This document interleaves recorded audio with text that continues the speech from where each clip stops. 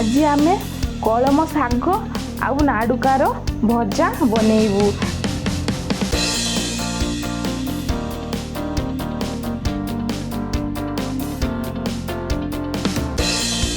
ଦେଖନ୍ତୁ ମୁଁ ଏଇଠି କଳମ ଶାଗକୁ ତାକୁ ଭଲସେ ବାଛି ଆଉ ପୁରା ପରିଷ୍କାର ଧୋଇକି ମୁଁ ଏଇଠି ରଖିଛି। ଆଉ ଏଇଠି ନାଡ଼ୁକା ମୁଁ କିଛି ନେଇଛି, ତାକୁ ବି ଭଲସେ ଧୋଇକି ତାକୁ ଏଠି ମୁଁ ରଖିଛି। ଆସନ୍ତୁ ଏବେ ଆମେ ଆକୁ କାଟିବା। ମାମୁନି ଡେଲି କିଚେନରେ ମୋର ସମସ୍ତଙ୍କୁ ସ୍ୱାଗତ। ଦେଖନ୍ତୁ ଏମିତି ଶାଗଟାକୁ ମୁଁ କାଟି ଦେଉଛି। ଏହିପରି ଆମେ ଶାଗକୁ କାଟିଦେବୁ। ଦେଖନ୍ତୁ ଶାଗ ଗୋଟେ ଆମର ସରିଯାଇଛି। ଏବେ ନାଡ଼ୁକାକୁ ଆମେ କାଟିଦେବୁ। ଏମିତି ସବୁ ନାଡ଼ୁକାକୁ କାଟିଦେବୁ। ଦେଖନ୍ତୁ ଏଇଭଳିଆ ସବୁ ନାଡ଼ୁକାକୁ କାଟିଦେବୁ।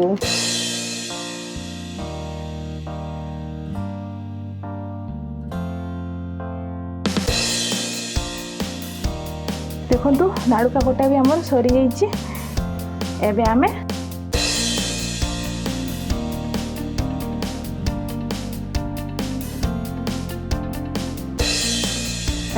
କରେଇ ବସେଇ ଦେବୁ।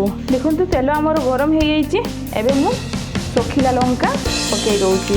ଦେଖନ୍ତୁ ଲଙ୍କା ଟିକେ ଆମର ଭାଜି ହେଇଯାଇଛି। ଏବେ ମୁଁ ପିଆଜ ପକାଇ ଦେଉଛି।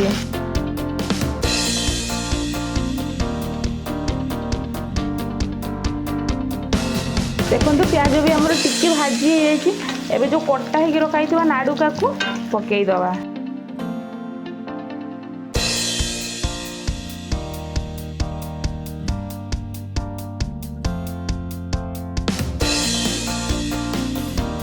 ଦେଖନ୍ତୁ ନାଡ଼ୁକା ଟିକେ ଆମର ସିଝି ଯାଇଛି। ଏବେ ଯେଉଁ କଟା ହେଇକି ରଖାହେଇଥିବା କଳମ ଶାଗକୁ ପକାଇ ଦେବା।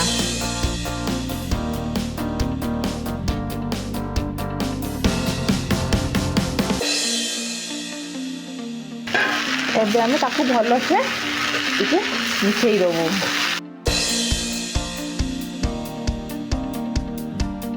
ଦେଖନ୍ତୁ ଶାଗ ଆମର ଟିକେ ସିଝି ଯାଇଛି।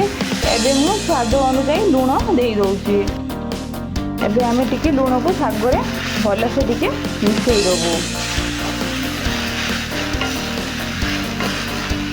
ଯଦି ଆପଣମାନେ ଆମ ଚ୍ୟାନେଲରେ ନୂଆ ଆଉ ଆମ ଭିଡ଼ିଓକୁ ଯଦି ଆପଣମାନେ ଦେଖୁଥିବେ, ନିହାତି ସବସ୍କ୍ରାଇବ୍ କରିଦେବେ ଆଉ ସେୟାର ବି କରିଦେବେ।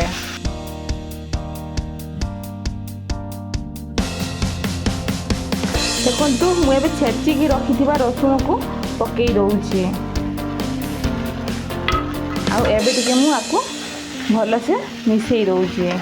ଦେଖନ୍ତୁ ଶାଗ ଆମର ବଢ଼ିଆ ଶୁଖିଲା ଶୁଖିଲା ଭଜା ହେଇଯାଇଛି। ଏବେ ମୁଁ ଗ୍ୟାସ୍କୁ ବନ୍ଦ କରିଦେଉଛି। ଆମର କଳମ ଶାଗ ଆଉ ନାଡ଼ୁକା ଭଜା ରେଡ଼ି ହେଇଯାଇଛି। ଦେଖନ୍ତୁ ଏବେ ଆମର ଥଣ୍ଡା ହେଇଯାଇଛି। ମୁଁ ପ୍ଲେଟ୍ରେ ସର୍ଭ କରିଦେଉଛି। ଆମ ରୋଷେଇ ଆପଣମାନଙ୍କୁ କେମିତି ଲାଗିଲା କମେଣ୍ଟରେ ନିହାତି ଜଣେଇବେ। ଆଶା କରୁଛି ଆପଣମାନଙ୍କୁ ଆମ ରେସିପି ଭଲ ଲାଗିଥିବ। ଯଦି ଭଲ ଲାଗିଥିବ ଲାଇକ୍, ସେୟାର, କମେଣ୍ଟ ଆଉ ସବସ୍କ୍ରାଇବ୍ କରିବା ପାଇଁ ଜମାରୁ ଭୁଲନ୍ତୁନି। ଆମ ରେସିପିକୁ ଫୁଲ୍ ଦେଖିଥିବାରୁ ଆପଣମାନଙ୍କୁ ଧନ୍ୟବାଦ।